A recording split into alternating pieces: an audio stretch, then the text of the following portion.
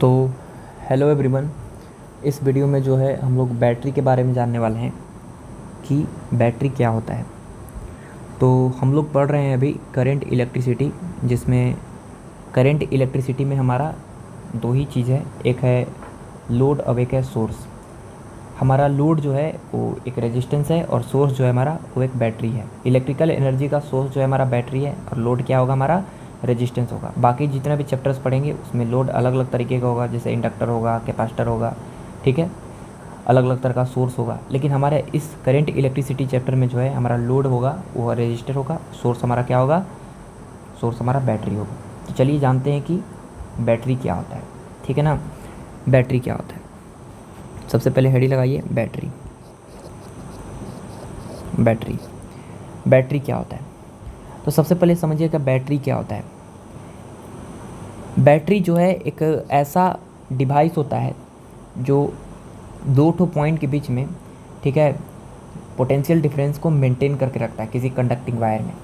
किसी conducting wire के अंदर जो है दो ठो पॉइंट के बीच पोटेंशियल डिफरेंस को मेंटेन करके रखता है, ठीक है, उसको लिए हम लोग क्या बोलते हैं, बैटरी बोलते हैं। तो लिखिए, it is a device which maintains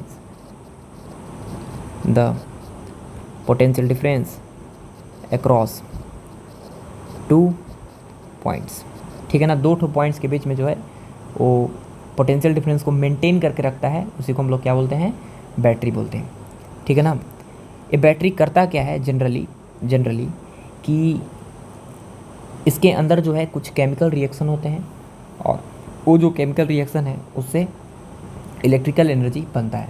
तो बैटरी जनरली जो है generally it converts chemical energy into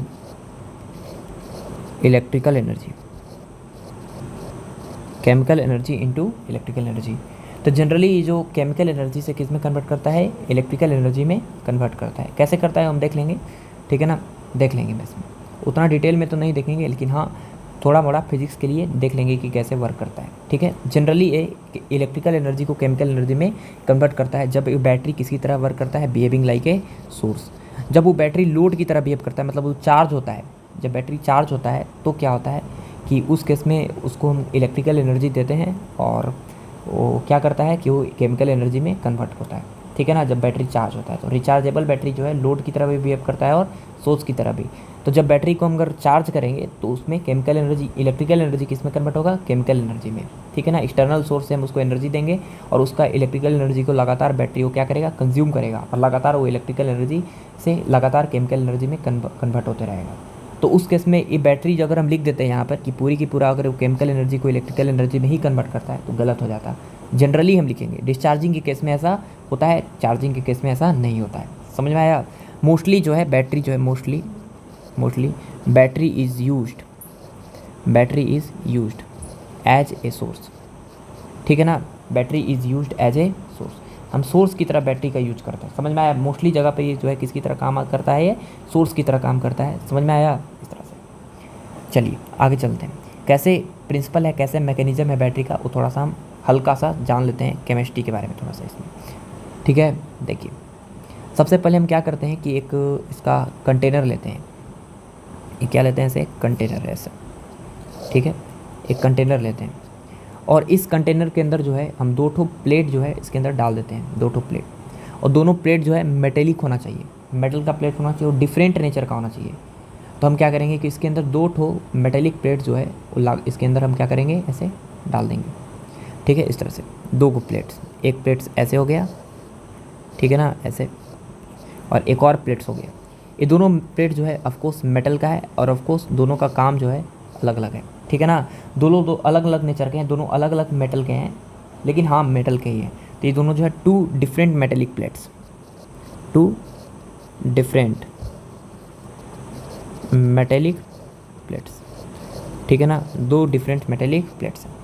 इसके अंदर हम क्या कर दिए, इस कंटेनर के अंदर डाल दिए और इस कंटेनर के अंदर कुछ लिक्विड भी भर देते हैं। उस लिक्विड्स के अंदर क्या होगा, ऐसे लिक्विड के अंदर वाटर मान लीजिए भर दिए और वाटर के अंदर कुछ हम ऐसे आयनिक सॉल्यूशन डाल देते हैं, ठीक है ना, ऐसे आयनिक सॉल्यूशन डाल देते हैं पूरा, ठीक ठीक है ना।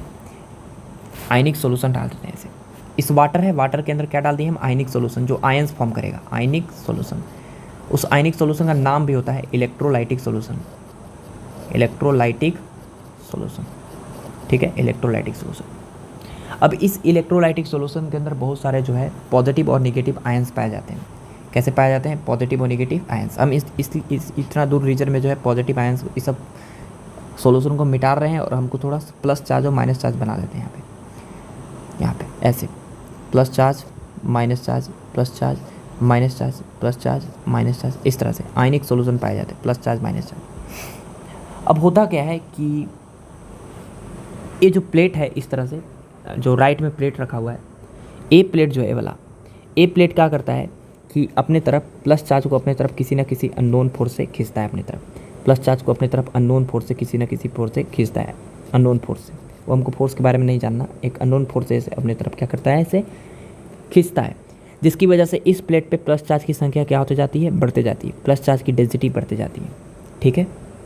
और उसी तरह ये जो माइनस चार्ज है उसको ये अननोन फोर्स से इधर वाला प्लेट जो है अपनी तरफ खींचता है, इधर अननोन फोर्स से, इस तरह से अननोन फोर्स से, ठीक है, ऐसे अननोन फोर्स से, ठीक है ना। इस पे अननोन फोर्स से, किसी ने अननोन फोर्स से ये अपने तरफ क्या करता है, ये वाला प्लेट खींचता है, जिसकी वजह से इस पे माइनस चार्ज की डेंसिटी इधर पे क्या होती जाती है, बढ़ती जाती है। अब ध्यान से देखिए कि जो प्लस, ये जो प्लेट है जिस पे प्लस चार्ज को अपने तरफ खींच रहा है, इसको हम लोग नाम देंगे एनोड। क्या नाम देंगे, एनोड। और एक ऐसा प्लेट जो निगेटिवली चार्ज को अपने तरफ खींच रहा है, नेगेटिवली आयंस को अपने तरफ खींच रहा है, उसका नाम देंगे हम लोग, क्या नाम देंगे, कैथोड, ठीक है, इसका नाम कैथोड देंगे। अब समझिएगा यहाँ पे कि शुरुआत में बिल्कुल कोई चार्ज अगर इस प्लेट पे नहीं रहेगा, बिल्कुल कोई चार्ज माइनस इस कैथोड पे नहीं रहेगा, तो उसकी वजह से इलेक्ट्रिक फील्ड जीरो होगी।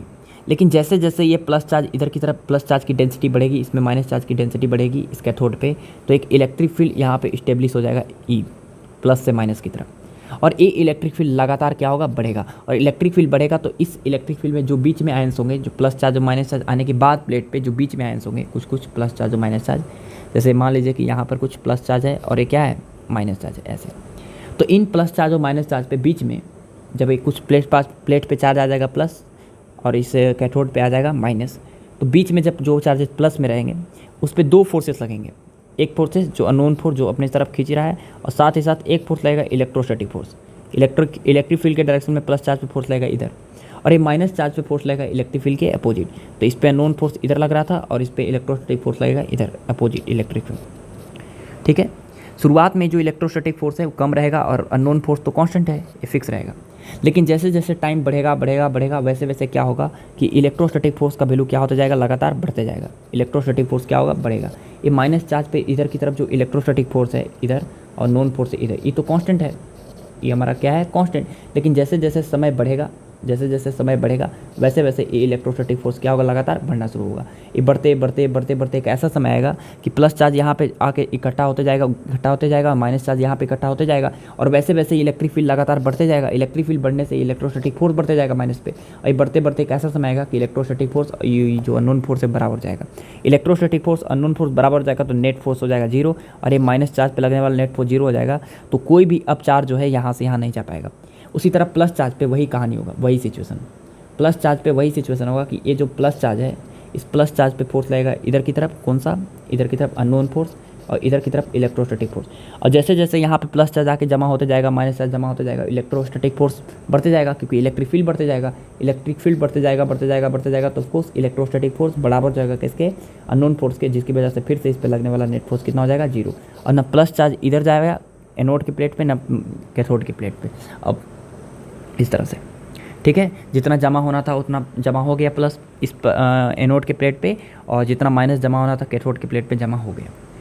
अब हम क्या करते हैं, सुनिएगा बढ़िया से। अब हम क्या करते हैं, हम जो है एक इस तरह से यहाँ पर एक वायर से हम जोड़ देते हैं इसे, ठीक है ना। यहाँ पे थोड़ा सा इसको इरेज करते हैं। हम अब क्या करते हैं कि इसको एक वायर से जोड़ देते हैं ऐसे, ठीक है ना। इसको एक वायर से जोड़ देते हैं ऐसे, कंडक्टिंग वायर से, ठीक है, कंडक्टिंग वायर से।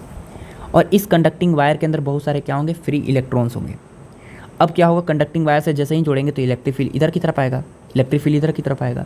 अब क्या होगा, इलेक्ट्रिक फील्ड इधर आने की वजह से क्या होगा कि ये माइनस चार्ज जो है वो इस वायर के थ्रू इस डायरेक्शन में क्या करेंगे, ऐसे फ्लो करेंगे माइनस चार्ज। मतलब इलेक्ट्रॉन जो है, फ्री इलेक्ट्रॉन्स, वो ऐसे इस डायरेक्शन में क्या करेंगे, ऐसे फ्लो करेंगे। ऐसे समझ में आया, माइनस चार्ज इस डायरेक्शन में क्या करेंगे, ऐसे फ्लो करेंगे माइनस चार्ज। जब माइनस चार्ज इलेक्ट्रॉन जो है इस डायरेक्शन में फ्लो करेंगे तो ये माइनस चार्ज जाएगा जाएगा जाएगा जाएगा, और ये माइनस चार्ज यहाँ से कम होगा। एक मान लो माइनस चार्ज यहाँ से कम हुआ, ठीक है, माइनस चार्ज यहाँ पे क्या हुआ है, कम हुआ है, ऐसे मान लीजिए ऐसे, ठीक है ना। यहाँ पे एक माइनस चार्ज मान लीजिए यहाँ पे कम हुआ है ऐसे, तो यहाँ पे माइनस चार्ज उठ के जाएगा जाएगा जाएगा जाएगा और इस प्लस चार्ज को भी कम करेगा। जैसे ही माइनस चार्ज यहाँ से कम हुआ, प्लस चार्ज यहाँ से कम हुआ, तो इलेक्ट्रिक फील्ड का हल्का सा थोड़ा सा वैल्यू क्या हुआ, घट गया।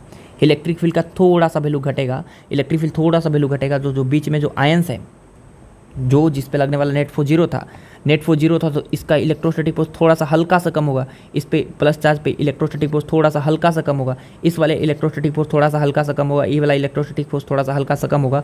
नेट फोर्स इधर आ जाएगा माइनस पे, और ए प्लस पे इधर नेट फोर्स इधर आ जाएगा, और फिर से प्लस चार्ज जाएगा जाएगा जाएगा, और फिर से प्लस चार्ज यहाँ पर आके जमा हो जाएगा। माइनस चार्ज जाएगा जाएगा जाएगा, और यहाँ पे माइनस चार्ज यहाँ पर क्या हो जाएगा, ऐसे आके जमा हो जाएगा, ठीक है। फिर से इलेक्ट्रिक फील्ड उतना ही बढ़ के हो जाएगा, ठीक है। फिर से क्या होगा, फिर से ये माइनस चार्ज यहाँ से हटेगा, माइनस चार्ज यहाँ से हटेगा, और माइनस चार्ज जाएगा जाएगा जाएगा जाएगा जाएगा इसके थ्रू, और इस प्लस चार्ज को क्या करेगा, न्यूट्रलाइज करेगा। जिसकी वजह से क्या होगा कि थोड़ा सा फिर से यहाँ पे माइनस चार्ज कम हो गया और यहाँ पे प्लस चार्ज कम हो गया, तो इलेक्ट्रिक फील्ड फिर से थोड़ा सा घट गया।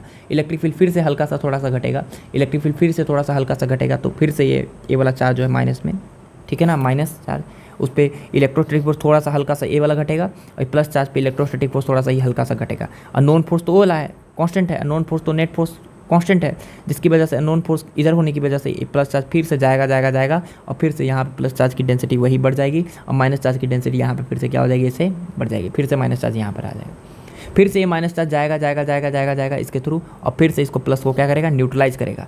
प्लस को फिर से न्यूट्रलाइज करेगा, तो फिर से यहाँ पे हल्का चार्ज इलेक्ट्रिक फील्ड कम होगा, इलेक्ट्रिक फील्ड कम होगा तो फिर से ये वाला इलेक्ट्रिक फील्ड कम होगा, फिर से इलेक्ट्रिक फील्ड कम होगा तो फिर से ये वाला फोर्स, ये माइनस चार्ज जो है इधर की तरफ जाएगा, और ये प्लस चार्ज इधर की तरफ जाएगा, फिर से यहाँ पे इलेक्ट्रिक फील्ड वही स्टेब्लिश हो जाएगा, ठीक है। फिर से इस तरह से प्रोसेस ये वाला जो है लगातार चलते जाएगा। और ये कब तक चलते जाएगा, जब तक चलते जाएगा जब तक कि इलेक्ट्रोलाइटिक सॉल्यूशन के अंदर जो है आयंस रहेंगे, मतलब प्लस चार्ज और माइनस चार्ज रहेगा, जब तक जो है ये थोड़ा थोड़ा कम होते जाएगा। प्लेट पे चार्ज कम, और प्लेट पे चार्ज कम होते जाएगा तो वही जी हल्का सा चार्ज इलेक्ट्रिक फील्ड कम होने की वजह से प्लस चार्ज यहाँ पे जाके जमा हो जाएगा, और माइनस चार्ज यहाँ पे आके जमा हो जाएगा, जिसकी वजह से हमेशा जो है इलेक्ट्रिक फील्ड यहाँ पे मेंटेन रहेगा, पोटेंशियल डिफरेंस हमेशा मेंटेन रहेगा। लेकिन कब तक, जब तक कि इस इलेक्ट्रोलाइटिक सॉल्यूशन के अंदर चार्ज रहेगा, प्लस चार्ज रहेगा और माइनस चार्ज रहेगा।